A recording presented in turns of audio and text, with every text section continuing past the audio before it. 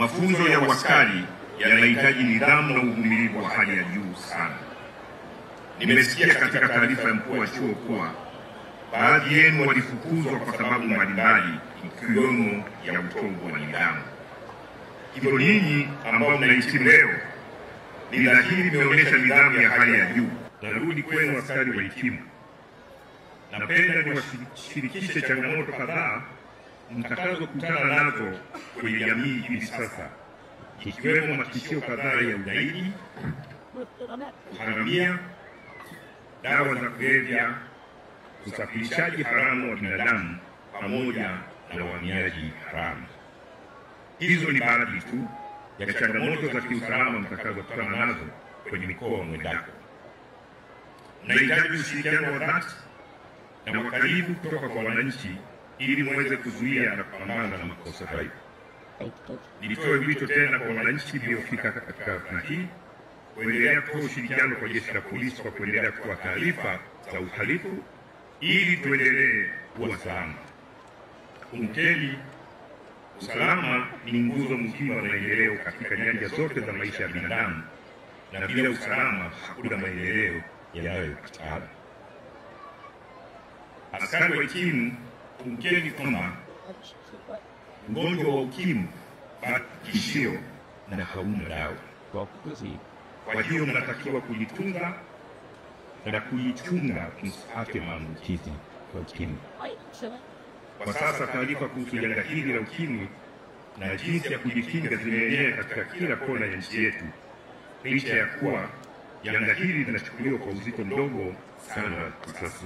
Mwishoni mwa mwezi Septemba 2024 ulituletea vijana wa Kitanzania 4999, kati yao wa kiume 3582 na wa kike 1417, na ukatuagiza tuwape mafunzo ya uaskari polisi. Sisi shule tuliwapokea. Na tarehe 21 mwezi wa 10 2025, Afande Awadhi Juma Haji, Kamishna Operation na mafunzo, aliwafungulia rasmi mafunzo yao. Kufikia leo hii tumebakiwa na wanafunzi 4826, wanaume 3436 na wanawake 1390. Hii ni pamoja na wapiga buruji 42. Afande mgeni rasmi, wanafunzi 217 tuliwaachisha mafunzo na kuwaondoa chuoni kwa sababu mbalimbali, zikiwemo uwezo mdogo wa kujifunza, lakini pia utovu wa maadili na utovu wa nidhamu.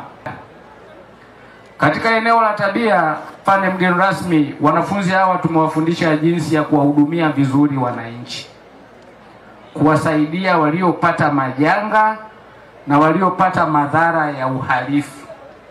Tumewafundisha kuuchukia uhalifu na kuwachukia kabisa wahalifu, wakiwemo wale wanaofanya vitendo vya uvunjifu wa amani, utulivu na usalama wa nchi yetu. Aidha, tumewafundisha maadili yote askari wa Jeshi la Polisi la Tanzania. Mafunzo hayo yaligusa sana nyoyo zao wote.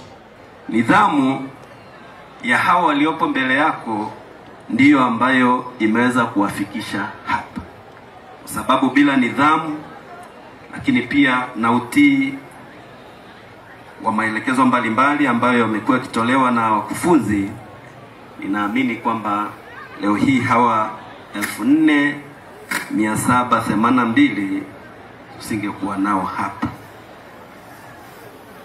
Afande mgeni rasmi, ni matumaini yetu kuwa wahitimu hawa watakwenda kufanya kazi kwa weledi, uzalendo, uadilifu na uaminifu, lakini pia kuheshimu mamlaka halali na kuwa na utayari wa kukabiliana na changamoto za kiusalama katika mazingira yanayobadilika kila siku, ikiwa ni pamoja na kutoa huduma bora kwenye vituo ama maeneo yao ya kazi utakaowapangia.